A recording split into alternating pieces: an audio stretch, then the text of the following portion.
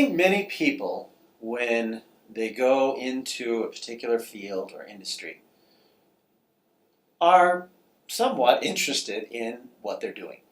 And as they move through their career, if they become competent and successful at doing that, they may be asked by the organization to begin to take on a greater role than doing just the jobs that they do it. How many times can I think of work leaders that I've worked with in my time at Mountain States who've said to me, I really didn't intend to be a leader and work with people.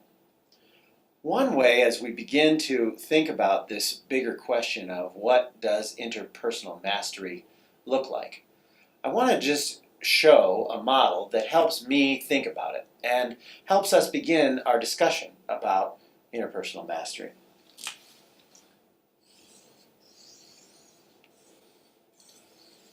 So, if I think about what I do in my job, certainly there is the task.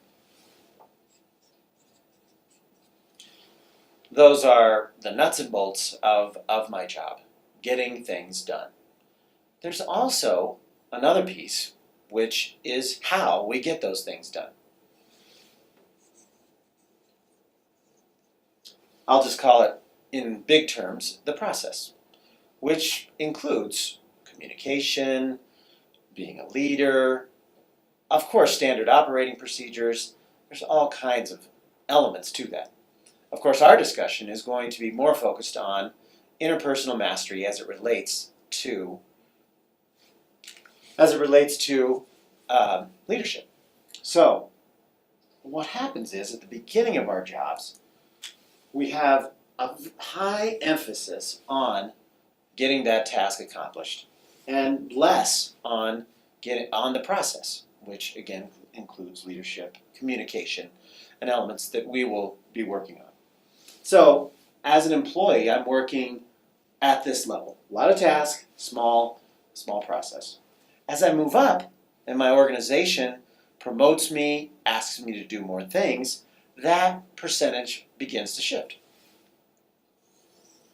Depending on how our organizations are laid out, maybe I move into a lead role or a team lead or a team player. I move into, and I have to do more communication, more leadership elements.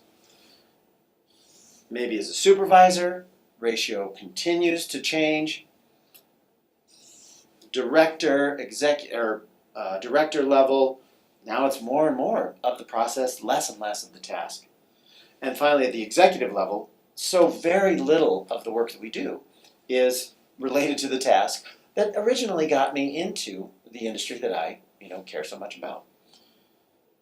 So our work in interpersonal mastery as we go through our time would be to look at to be more actively look at what are the skills needed to work with that ratio. Another few words that I think about that help me frame this and help me frame our work is certainly when we start, a lot of the work is going to be about being efficient. So efficiency has a very strong task focus.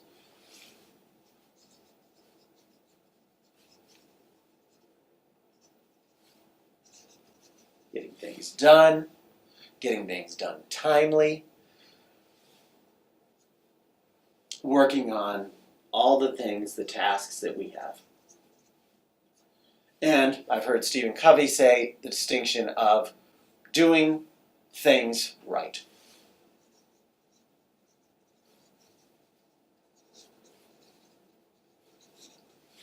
I remember working with a coaching client who, sent to coaching because of his lack of interpersonal communication or interpersonal mastery, who brought to me a pile of emails that said, oh my gosh, Eric, I got 20 emails done today.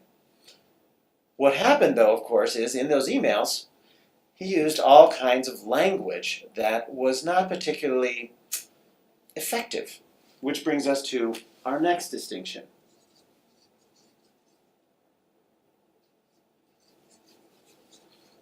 So as we move down the ladder, or up the ladder, however we want to look at it, that efficient only takes us so far. This individual would do things like sending an email copied to his customers and his bosses and his associates, calling out his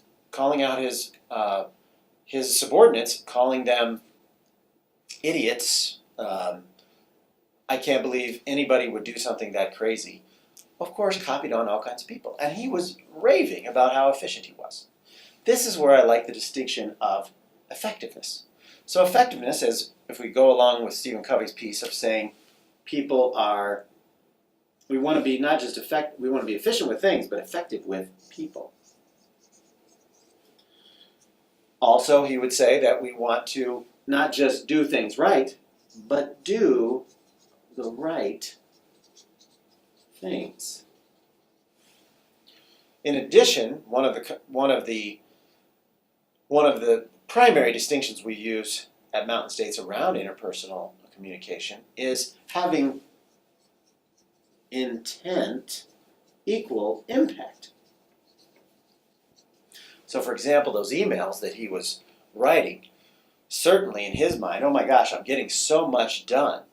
But they were certainly missing the mark. And I would ask him, how well did your intention equal your impact? And he's like, well, not very good. I'm here with coaching.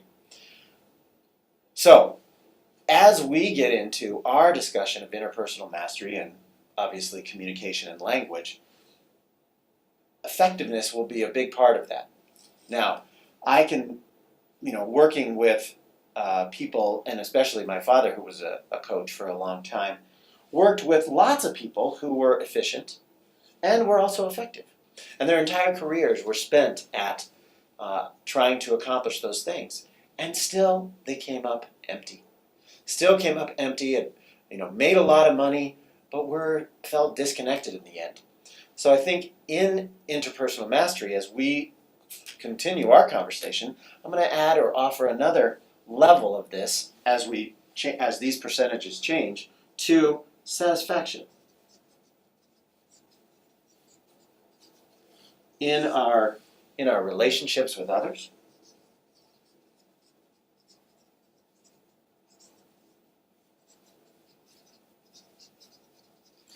that they are mutually satisfying, so that I'm getting my cup filled as well as them, that we feel that there is a bigger picture. Helping others succeed. Much more akin to being a parent. So I think one distinction that we're going to focus on in interpersonal mastery is to get beyond this. And some of you may be into this domain already, and this will move us into the greater picture of creating greater satisfaction in our interpersonal relationships.